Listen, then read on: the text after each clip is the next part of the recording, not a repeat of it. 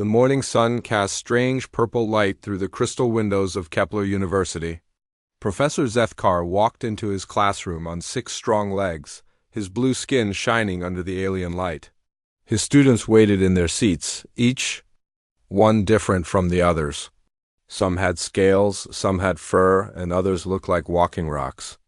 "Today you will begin your final project," Professor Zethkar said, his voice deep and slow. "You must study the most dangerous creature from a new world we have found." The students looked at each other with excitement. They loved learning about dangerous animals from other planets. It made them feel brave and smart. "The world is called Earth," the professor continued. "Our ships have been watching this planet for many cycles.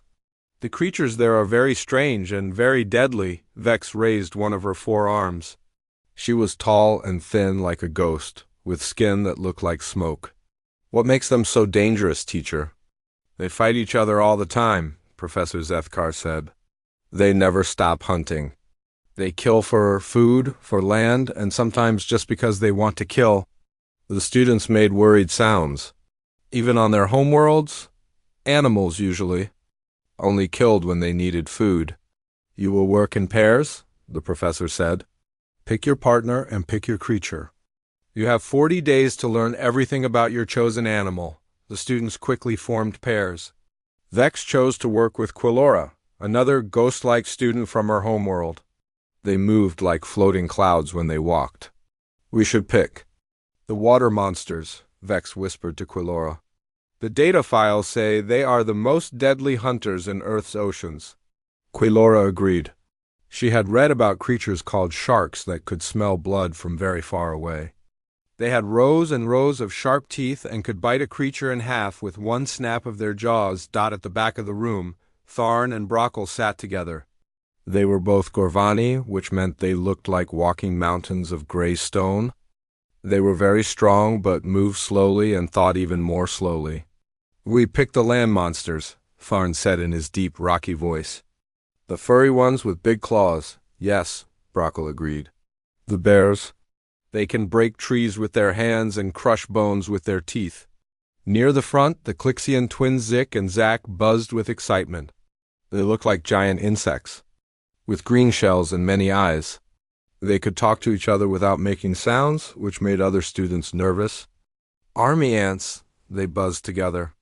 "Millions of tiny killers that eat everything in their path." The other students nodded with respect. Swarm creatures were always dangerous because they never stopped and never gave up. At the very front of the room sat Neff and Corso. They were both small and looked like they were made of clear crystal. Light passed through their bodies, making pretty colors on the walls around them. Most students thought they were too weak to study anything dangerous. "What will you two study?" Professor Zethkar asked them. Neff and Corso looked at each other. For a long moment, they could share thoughts like the Clixians, but they had to touch to do it. Corso reached out and took Neff's hand.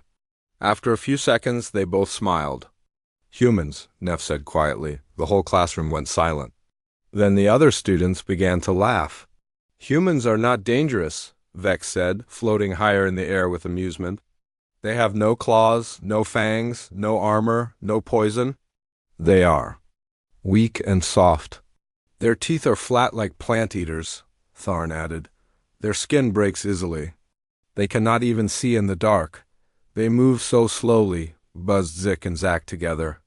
"Any real predator could catch them in seconds." Professor Zethkar held up one of his 6 hands for quiet. "Why do you choose humans, students Neff and Corso?" Neff stood up slowly. Her crystal body caught the purple light and threw rainbow patterns around the room. "We have been reading the data files, teacher. In every report about Earth's dangerous creatures, humans are there too." "So what?" Quilora asked. "That does not make them dangerous. It makes them lucky to still be alive." "But they are not just alive," Corso said, also standing. "They are everywhere on their planet. They live in the coldest places and the hottest places. They live on land and on water and even under the ground." "Rats live everywhere too," Brockle said with a laugh. "That does not make rats dangerous." "Humans do something else," Neff continued. In the files, they do not run away from the dangerous creatures. They hunt them. This made the other students stop laughing. Hunting dangerous creatures was something only very brave or very stupid animals did. They have tools, Vex said. Tools. Make weak creatures stronger. Yes, Corso agreed. But they also hunt the dangerous creatures without tools sometimes. They hunt them with their bare hands. Professor Zethkar became very interested now. He had 6 eyes, and all of them focused on the 2 crystal students. What else did you find? Neff touched Corso's hand again, and they shared thoughts. The files show that humans keep some of the dangerous creatures as pets. They live with creatures that could kill them easily. They also eat many of the dangerous creatures, Corso added. Sharks, bears, even poisonous creatures that would kill other animals if they tried to eat them. The classroom became quiet again. The idea of living with dangerous creatures or eating them was very strange to most galactic species. Most strange of all, Neff said, humans fight each other more than they fight other creatures. The files show they have wars that last for years and kill millions of their own kind. But they are still not extinct, Corso finished. They keep growing in numbers. They keep spreading to new places. They keep getting stronger. Professor Zethkar walked slowly around the room, thinking deeply. He had studied many worlds and many creatures, but he had never heard of a species quite like this. Very well, he said finally. You may study humans if you wish. But remember, this project must show the most dangerous creature from Earth. If humans are not dangerous, you will fail. The other students went back to talking about their own choices, but they kept looking at Neff and Corso with worry. What if the 2 crystal students were right? What if there was something about humans that made them more dangerous than sharks or bears or army ants? As the class ended and students began to leave, Professor Zethkar called out one last warning. Remember, students, you are studying these creatures from a safe distance. Our ships watch Earth from far away, and the creatures do not know we exist. Do not try to make contact with any of these dangerous animals. Study them, learn about them, but never let them know you are watching. The students promised to be careful. As they left the classroom, they were excited to begin their research, but none of them knew that their studies would soon attract the attention of the very creatures they planned to observe from afar. 20 days passed quickly at Kepler University. The students worked hard on their projects, spending long hours in the library and the computer rooms. Each pair discovered amazing and frightening things about their chosen Earth creatures, Vex. And Quilora went first when presentation day arrived. They floated to the front of the classroom, their ghost-like bodies shimmering with nervous energy. We studied the great white shark, Vex announced. It lives in Earth's oceans and grows up to 20 feet long. The other students made impressed sounds. 20 feet was bigger than most of them. The shark has 300 teeth in 5 rows, Quilora added. When it loses teeth, new ones grow to replace them. It can smell 1 drop of blood in 25,000 drops of water. She showed a video of a great white shark attacking a seal. The massive creature moved through the water like a gray ghost, then exploded upward with incredible speed and power. Its jaws opened wide enough to swallow a small spacecraft. But the strangest thing, Vex continued, is that sharks only kill when they are hungry. They do not hunt for fun or for territory. They eat and then they rest. Professor Zethkar nodded with approval. Good work. Next pair. Tharn and Brockle stood up slowly. Being made of stone, they moved like small mountains when they walked. We picked grizzly bears, Tharn said in his deep voice. They weigh 800 pounds and can run 30 miles per hour. Their claws are 4 inches long, Brockle added. They can break a tree trunk with one swipe. Their bite force can crush a bowling ball. They showed videos of bears fishing in rivers and fighting each other. The massive creatures looked slow until they moved, and then they became frightening machines of muscle and fury. But bears do not hunt for sport, Tharn explained. They mostly eat plants and fish. They only attack when defending their babies or their territory. They sleep for months in winter, Brockle finished. They are dangerous, but they are not always dangerous. The Clixian twins buzzed forward next, their insect wings making soft humming sounds. Army ants, they announced together. 20 million ants in each colony. The video they showed made several students feel sick. Rivers of brown insects flowed across the ground like living water. They swarmed over everything in their path, eating leaves, dead animals, and anything else they could find. Each ant is small, Zik buzzed, but together they can kill creatures 1,000 times their size. They work as one mind, Zach added. They build bridges with their bodies. They form rafts to cross rivers. Nothing stops them when they are hunting. But, Zik continued, they only hunt when the colony needs food. They do not attack for revenge or anger. They follow simple rules. Professor Zethkar was pleased with all the presentations so far. His students had learned much about Earth's predators. Now it was time for the pair he was most curious about. Neff and Corso, he called. Show us what you learned about humans. The two crystal students stood up and walked to the front. They looked even smaller next to the projection screen, like fragile glass sculptures. Humans, Neff began, are the strangest creatures we have ever studied. She activated the first video. It showed a human swimming in the ocean right next to a great white shark. The human had no weapons, no armor, just a small mask to help him see underwater. The shark swam around the human like they were old friends. Humans swim with the sharks, Neff explained. They do not fear them. Some humans even touch the sharks with their bare hands. The next video showed humans walking through a forest where grizzly bears lived. The humans carried cameras instead of weapons. When they met a bear, they stood still and watched it. The bear looked back at them and then walked away. Humans walk among the bears, Corso said. They study them and photograph them. Sometimes they feed them. This makes no sense, Vex whispered to Quilora. Prey animals do not approach predators. But the videos kept coming. Humans diving with poisonous sea creatures, humans handling venomous snakes, humans walking through swarms of dangerous insects without protection. Humans do not just live near dangerous creatures, Neff continued. They hunt them. The new videos showed humans with weapons, but the weapons looked primitive compared to galactic technology. Humans used metal-tipped sticks to hunt creatures. 10 times their size, they used simple nets to catch sharks. They used bare hands to grab snakes. But here is the most confusing part, Corso said. Humans also keep dangerous creatures as friends. The screen showed humans living with wolves, playing with animals that could easily kill them. Humans sleeping next to creatures with sharp teeth and claws. Human children running and laughing with animals that looked like small bears. We do not understand, Tharn said slowly.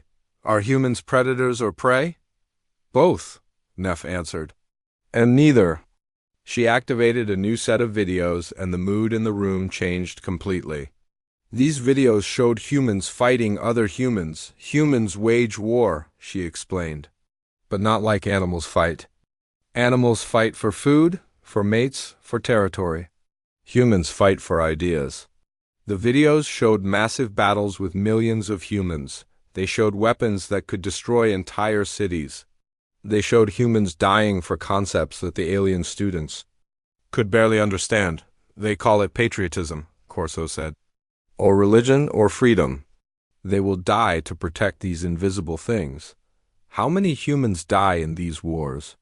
Professor Zethkar asked quietly. In their biggest war, 50 million humans died, Neff replied. In 4 years, the room went completely silent. 50 million was more than the total population of most civilized worlds. But the worst part, Corso continued, is what they call the nuclear weapons. The screen showed mushroom clouds rising over cities. It showed weapons that could turn entire continents into burning wastelands. They built enough of these weapons to destroy their whole planet, Neff explained. Not once. Many times over. Did they use them? Quilora asked in a whisper. Only twice, Corso answered. Then they stopped. Not because they could not build more, but because they chose not to use them. Professor Zethkar felt something cold growing in his stomach. What else did you learn? Humans practice something called persistence hunting, Neff said. They do not run fast like other predators. Instead, they run slowly, but they never stop running. The videos showed humans chasing animals across vast distances. The animals would run fast and escape, but the humans kept following. Hours later, the animals would be tired and the humans would still be running. Eventually, the animals would collapse from exhaustion. They can run for days without stopping, Corso added. They sweat to cool their bodies while they run.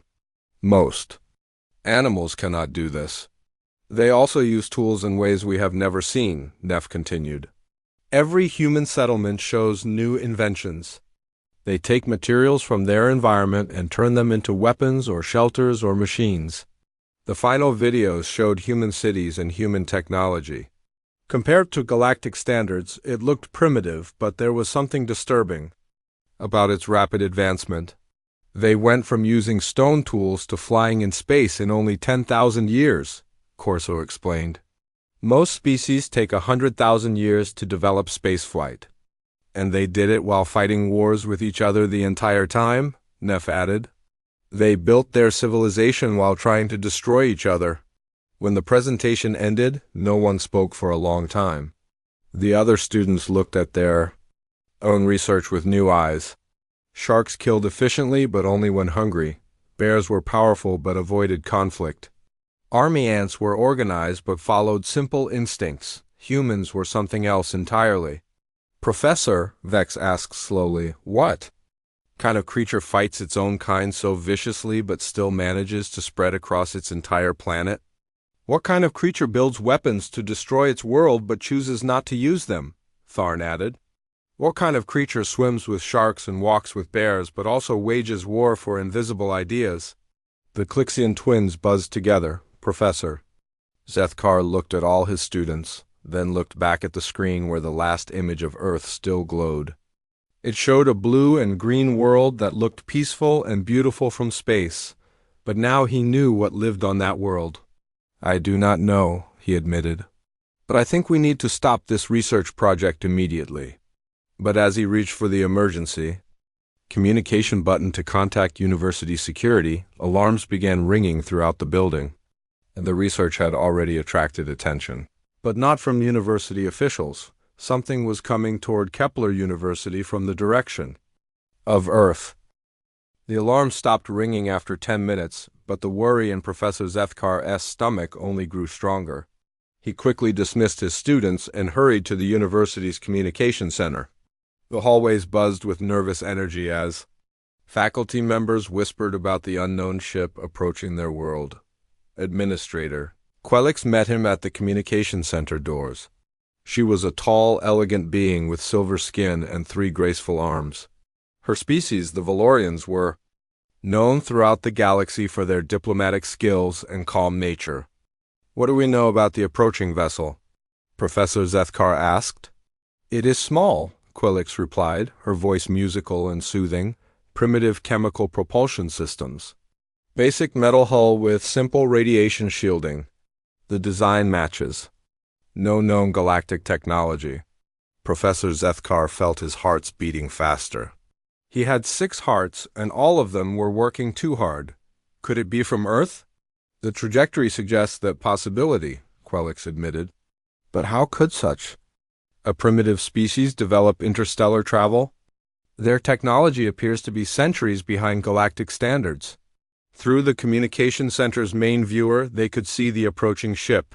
It looked exactly like something humans might build, rough and functional rather than elegant. Unlike galactic vessels that flowed like liquid metal through space, this ship moved with purpose but little grace.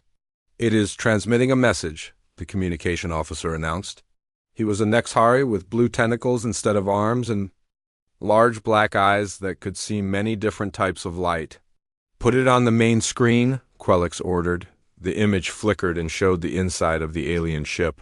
3 humans sat in chairs that looked uncomfortable compared to galactic furniture. The one in the middle was a female with gray hair and kind eyes. She wore simple clothing that looked practical rather than decorative. Greetings, the human said in broken galactic standard. We come in peace. We understand you have been studying our world. We would like to talk. The accent was strange, and the grammar was not perfect, but the message was clear. Professor Zethkar grabbed Quillix's arm with two of his hands. Do not let them dock, he whispered urgently. You do not understand what they are capable of. But Quillix smiled with her typical diplomatic warmth. Professor, they are clearly an emerging species making first contact. This is a historic moment. Kepler University has always welcomed scientific exchange with new civilizations. These are not typical new civilizations, Professor Zethkar insisted. My students discovered things about them that made you curious enough to study. Them, Quillix interrupted gently.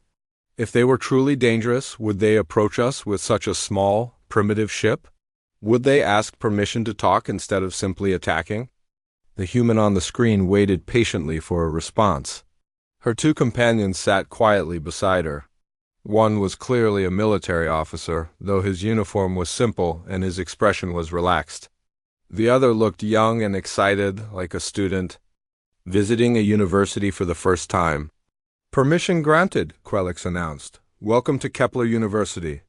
2 days later, the human delegation had settled into guest quarters near the university's main campus. Professor Zethkar watched them constantly, but he had to admit they seemed genuinely peaceful and curious. The female introduced herself as Dr. Kate Morrison, a scientist who studied alien life forms.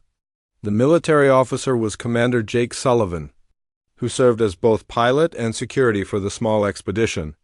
The young one called himself Dr. Ben Harris, and he studied different cultures and societies. Dr. Morrison gave a presentation about Earth's diverse ecosystem to a packed auditorium. She showed pictures of forests and oceans, mountains and deserts. She explained how different creatures had evolved to survive in Earth's various environments. Your world is remarkably biodiverse, commented Dr. Veltar, the university's head of biology. She was an ancient being whose species had been exploring the galaxy for millions of years. Most worlds specialize in one or two types of environment. Earth seems to support every possible form of life. Yes, Dr. Morrison agreed with a smile. Life on Earth is very persistent. When conditions change, our creatures adapt instead of dying out. We have animals that can survive in boiling water and others that thrive in freezing cold. Including humans? Asked a student from the audience. Especially humans, Dr. Morrison replied. We are not the strongest or fastest creatures on our planet, but we are very good at adapting to new situations. Commander Sullivan's presentation focused on human exploration and discovery. He talked about how humans had spread across their entire planet, even to places that seemed impossible to live. We have settlements in our coldest regions and our hottest deserts, he explained. We live on mountains so high the air is thin and in valleys so deep they never see sunlight. What drives this expansion? Asked Professor Grix, a respected scholar of planetary development. Commander Sullivan thought for a moment before answering. Curiosity, mostly. When humans see a new place, we want to know what is there. When we find obstacles, we want to overcome them, even when those obstacles are dangerous? Professor Grix pressed. Especially when they are dangerous. Commander Sullivan replied with what humans called a grin. Dr. Harris's presentation was about human culture and society. He showed art and music from different human civilizations. He explained how humans organized themselves into groups and how they resolved conflicts. Your species seems to have many different ways of living, observed Dr. Yathara, whose own species had achieved perfect unity thousands of years ago. Yes, Dr. Harris said proudly. Humans disagree about almost everything. How to govern what? To believe how to live. But this disagreement makes us stronger because it forces us to think of new solutions to old problems. Does this not cause wars? Dr. Yathara asked, genuinely confused. Dr. Harris's expression became more serious. Yes, it does. Humans have fought many wars throughout our history, but we have also learned from these conflicts. Each war teaches us something about cooperation and the cost of violence. Professor Zethkar noticed that while the humans answered every question honestly, they also asked many questions of their own. Dr. Morrison wanted to know about galactic biological research methods. Commander Sullivan inquired about planetary defense systems and space travel techniques. Dr. Harris asked detailed questions about how different species organize their governments and economies.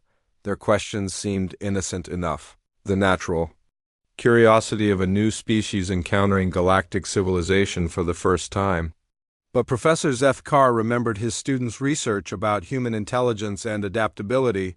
On the third day of the visit, he decided to test his growing suspicions.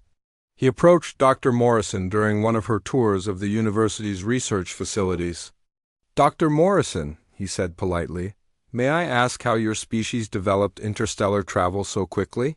"According to our observations, humans discovered spaceflight very recently." Dr. Morrison smiled, that same kind smile she had shown during her presentation. "We are very motivated learners, Professor. When we discovered evidence of galactic civilization, we focused all our efforts on developing the technology needed to make contact." "Evidence?" Professor Zethkar asked. "What kind of evidence?"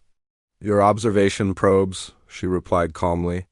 "They are very sophisticated, but not invisible to someone who knows what to look for. We detected them several years ago." Professor Zethkar felt all 6 of his heart stop beating for a moment. "You knew we were watching you?" "Oh yes, Doctor," Morrison said, her smile never wavering. "We have been watching you watch us." It seemed only polite to introduce ourselves properly once we developed the capability. That evening, Professor Zethkar called an emergency meeting with Administrator Quelix and the senior faculty. In a secure conference room deep beneath the university, he explained his fears about the human delegation. "They are not here for cultural exchange," he argued. "They are conducting reconnaissance.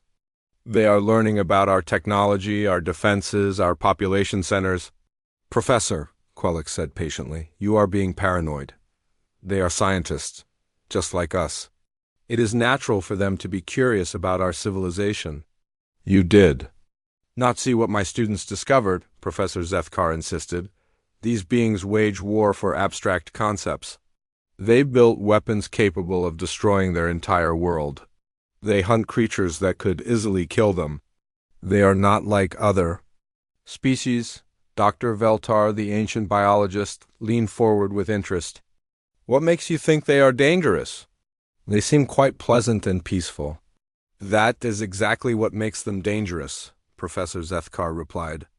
"They appear harmless, but they are studying us with the same intensity my students studied." "Earth's predators?" Before anyone could respond, the conference room's emergency communication system activated. The face of Security Chief Nockstar appeared on the screen, his rock-like features showing unusual concern.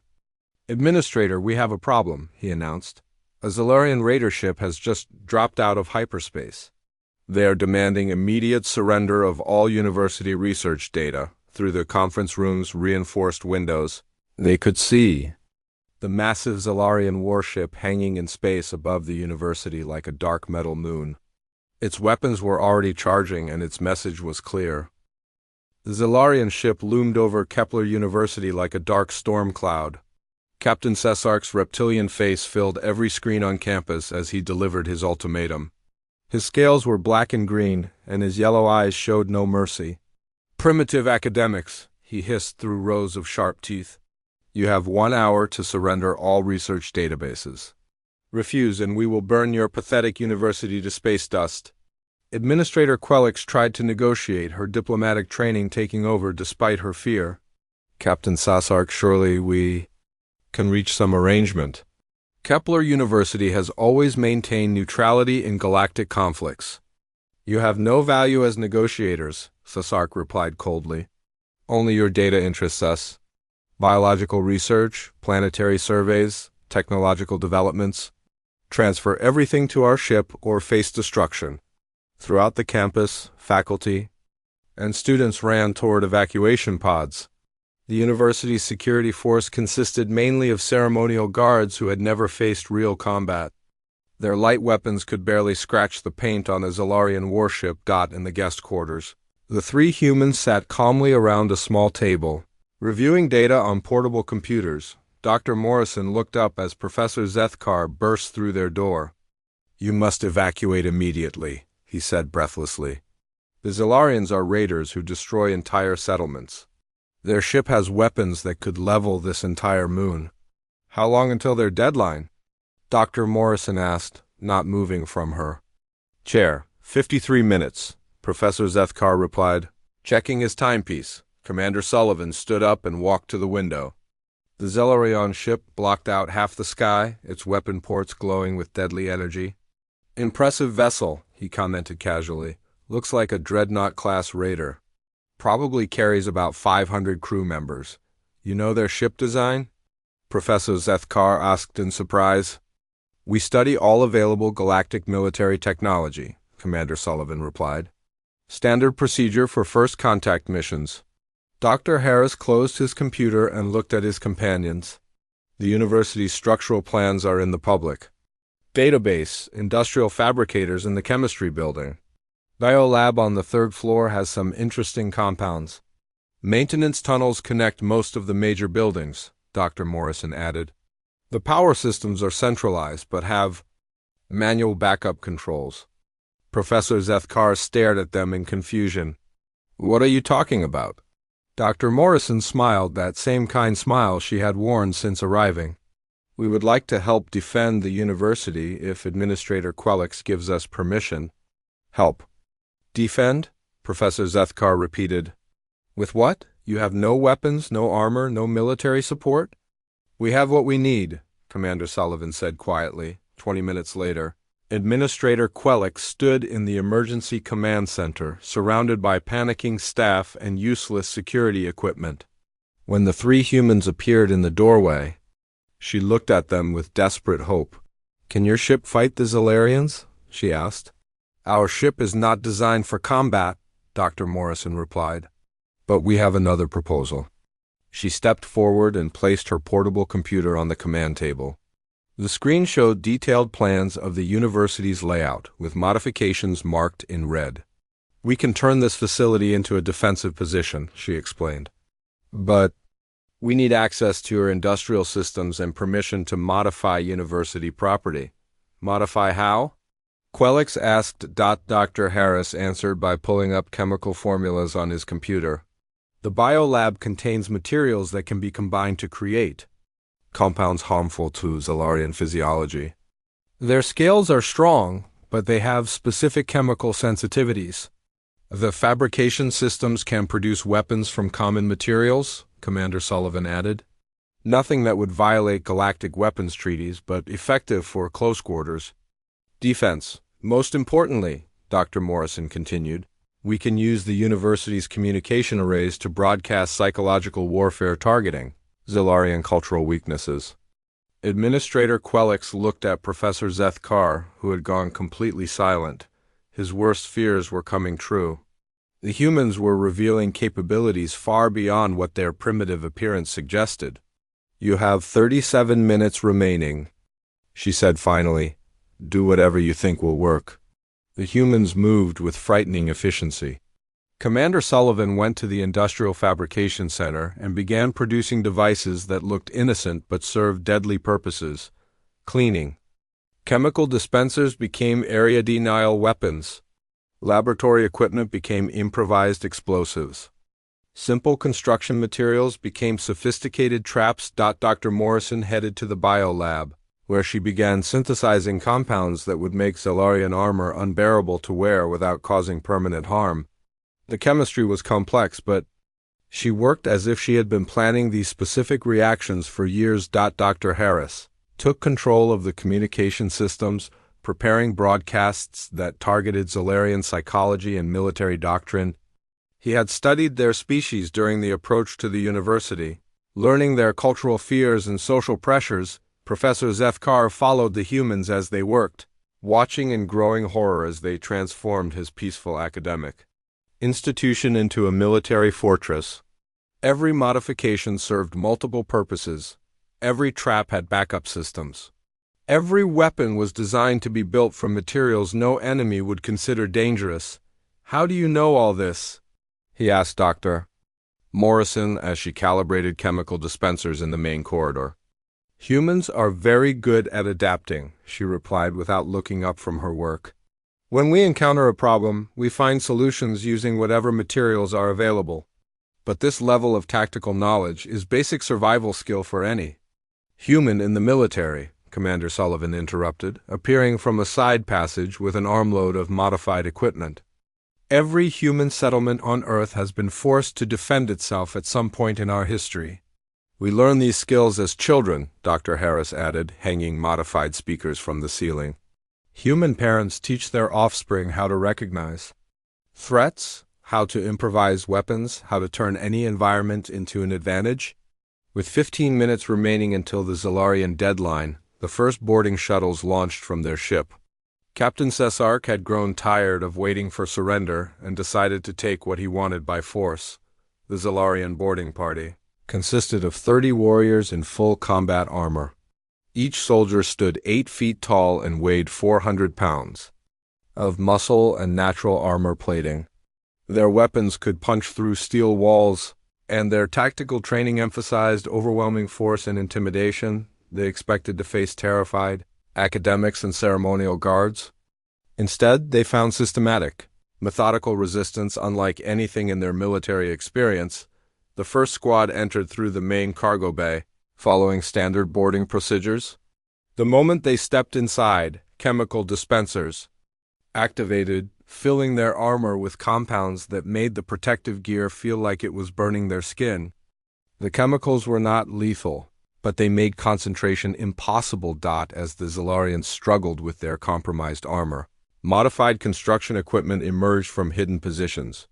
What looked like simple maintenance robots had been reprogrammed to target specific weak points in Zalarian physiology. The machines moved with precision, striking at joint gaps and sensory organs. The second squad attempted to breach through the laboratory complex, expecting to find cowering scientists. Instead, they encountered improvised explosives that channeled force along precise vectors, turning their own armor against them. The blasts were carefully calculated to disable rather than kill, but the psychological effect was devastating throughout the university. Speakers broadcast messages in perfect Zalarian military dialect. Dr. Harris had prepared recordings that reminded the raiders of famous defeats, cultural shamas, and military failures from their species' history. The broadcasts undermined morale and unit cohesion with surgical precision, but the most unsettling aspect of the defense was not the weapons or the tactics. It was the complete calm with which the humans operated. While university faculty panicked and Zalarian soldiers raged with frustration, the 3 humans worked with methodical precision. Dr. Morrison moved through the corridors like she was conducting a routine inspection, adjusting chemical dispensers and monitoring biological effects on the Zalarian invaders. Commander Sullivan coordinated defensive positions as if he were organizing a training exercise. His voice never rising above conversational levels. Dr. Harris analyzed enemy communications and adjusted psychological warfare broadcasts with the detached interest of a scholar studying an interesting specimen. Captain Cesark watched his boarding operation fall apart from his command bridge. His warriors, who had conquered dozens of worlds, were being systematically defeated by what appeared to be 3 unarmed academics and some modified university equipment. "What is happening down there?" he roared at his communications officer. "The humans appear to have prepared the facility for defense," the officer reported nervously. "Our forces are encountering unexpected resistance. 3 primitives and some scared teachers?" Cesark hissed, "Send more troops." But as the 3rd and 4th waves of Zalarian soldiers entered the university, they faced increasingly sophisticated opposition. The humans had learned from each encounter, adapting their tactics. The university felt strange in the hours after the Zalarian retreat. Maintenance crews worked to remove the human modifications, but many of the changes had been so cleverly integrated that they seemed like natural parts of the building. Students and faculty walked through corridors that had recently been deadly mazes, marveling at how ordinary laboratory equipment had become sophisticated weapons. Professor Zethkar found himself unable to sleep. He wandered the empty halls, thinking about everything that had happened. The three humans had returned to their guest quarters as if nothing unusual had occurred. Dr. Morrison had even offered to help repair any damage caused by their defensive modifications. 2 days later, as the human delegation prepared to depart, Administrator Quelix organized a formal farewell ceremony. The entire university community gathered in the main auditorium to thank their unexpected saviors. On behalf of Kepler University, Quelix announced, I want to express our eternal gratitude to Dr. Morrison, Commander Sullivan, and Dr. Harris. Your courage and ingenuity saved our institution and possibly our lives. The audience applauded enthusiastically, but Professor Zethkar noticed that the humans looked uncomfortable with the praise. They seemed to consider their actions routine rather than heroic. Dr. Morrison stepped forward to address the assembly. We were honored to help defend this institution. Universities are precious things, regardless of which species creates them. Knowledge should be protected and shared freely. Will humanity be interested in formal diplomatic relations with the Galactic Federation? Quelix asked. That decision will be made by others, Commander Sullivan replied diplomatically. We are simply explorers and scientists like yourselves. Dr. Harris added, we hope this first contact will lead to beneficial exchanges between our peoples. Humans have much to learn from galactic civilization. As the ceremony concluded and the crowd began to disperse, Professor Zethkar approached the human delegation. He had been working up the courage for this conversation since the Zalarian attack. Dr. Morrison, he said quietly, may I speak with you privately? She smiled that same kind smile that had never wavered, even while coordinating the defense against armed raiders. Of course, Professor. They walked to a quiet corner of the university's botanical gardens, where alien plants from dozens of worlds created a peaceful retreat from academic life. For several minutes, they sat in comfortable silence among the strange flowers and crystalline trees. You knew? Professor Zethkar said finally. Knew what? Dr. Morrison asked. You knew about my students' research project. You knew they were studying Earth's predators. You knew they had discovered things about humanity that frightened them.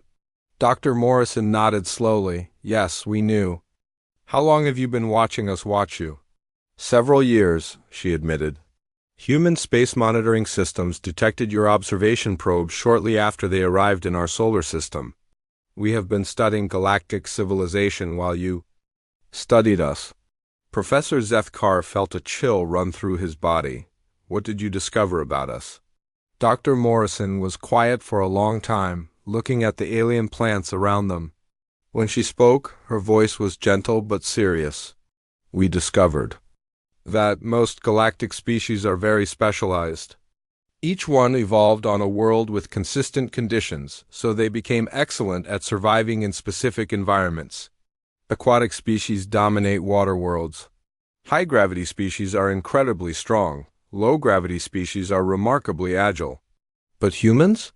Professor Zethkar prompted. Humans evolved on a world where conditions changed constantly. Ice ages, volcanic periods, floods, droughts, earthquakes, storms. Earth never stayed the same long enough for us to specialize, so we became generalists instead. She picked up a small stone and examined it thoughtfully. Most galactic species see this as a weakness. We are not the strongest or fastest or smartest at any single thing. But we are adequate at everything, and we can become better at anything when necessary. Is that what makes you dangerous? Dr. Morrison looked at him with those kind eyes that seemed to see everything. Professor, what do you think makes a species dangerous? Physical power, advanced weapons, superior technology. Those things can make a species destructive, she agreed. But truly dangerous species are unpredictable. They are the ones that can change their nature when circumstances require it. She stood up and walked to a nearby tree whose leaves changed color in response to touch. When she brushed against it, the entire branch shifted from blue to gold. Your students studied Earth's predators and concluded that humans must be the most dangerous because we survived among creatures that seemed superior to us. But they missed the real lesson, which is, those creatures are dangerous because they had to become dangerous to survive us. Earth's entire ecosystem evolved in response to human pressure. Every predator, every poison, every defensive mechanism exists because something in humanity's presence required it. Professor Zethkar thought about the videos his students had shown. Great white sharks that could smell blood from miles away, bears with crushing strength, army ants that worked with perfect coordination. You mean they evolved those abilities to survive humanity? Not just humanity, Dr. Morrison corrected, but the constant pressure of living on a world where the dominant species never stopped changing, never stopped adapting, never stopped pushing the limits of what was possible. She returned to the bench where Professor Zethkar sat. Sharks became perfect hunters because they had to compete with creatures that could think and plan and use tools. Bears became incredibly strong because they faced opponents that could coordinate and strategize. Army ants developed swarm intelligence because individual intelligence was not enough against creatures that could modify their environment. But humans also learned from these creatures, Professor Zethkar realized. Exactly. We learned persistence from our prey. We learned coordination from social predators. We learned tool use from the need to overcome creatures stronger and faster than ourselves. We learned warfare from competing with other humans who had learned all the same lessons. Dr. Morrison's expression became more serious. Professor, your students' research revealed something true about humanity. We are dangerous, but not because we are naturally violent or aggressive. We are dangerous because we can become whatever survival requires. What do you mean? When we encountered the Zalaran raiders, we became tacticians and warriors because that was what the situation needed. If we had encountered peaceful traders, we would have become merchants and diplomats. If we had found a galactic emergency, we would have become rescue workers and medics. She gestured toward the university buildings around them. We studied your academic institution and became defenders because something we valued was threatened. We did not enjoy the violence, but we were very good at it because humans can be very good at anything when necessary. Professor Zethkar understood now why the human defense had been so unsettling to watch. It had not been passionate or angry or desperate. It had been methodical and efficient and perfectly adapted to the specific threat they faced. What happens now? He asked. Now we return to Earth and report on galactic civilization. Our leaders will decide how humanity should interact with the wider galaxy. And if galactic species see humans as a threat? Dr. Morrison's smile returned, but it seemed sadder than before. Then humans will adapt to being seen as a threat. We will become whatever response seems appropriate. Could humans conquer the galaxy if you chose to? Professor, that is exactly the wrong question. What is the right question? The right question is, would humans choose to conquer the galaxy? And the answer is no, because conquest does not serve human values. We prefer cooperation when possible, conflict only when necessary. She stood up as Commander Sullivan and Dr. Harris approached through the garden paths. But remember, Professor, that choice is what makes humans truly dangerous. Most species fight because they must. Predators hunt because they are hungry. Soldiers attack because they are ordered to. Humans fight only when we decide to fight, and we decide based on principles that other species often find incomprehensible. As the three humans prepared to leave the garden, Professor Zethkar called out one final question. Dr. Morrison, what should I tell my students about their research project? She paused and looked back at him. Tell them they discovered something important. Earth's predators are dangerous, but they are not the most dangerous thing on Earth. The most dangerous thing is the creature that all those predators learned to fear. And what creature is that? The one that can choose to be a monster when necessary, but chooses to be something else instead. 6 hours later, the human ship departed from Kepler University's spaceport. Professor Zethkar watched it disappear into the stars. carrying three beings who had fundamentally changed his understanding of what made a species dangerous. He returned to his classroom the next day to find his students waiting eagerly for news about the humans who had saved their university.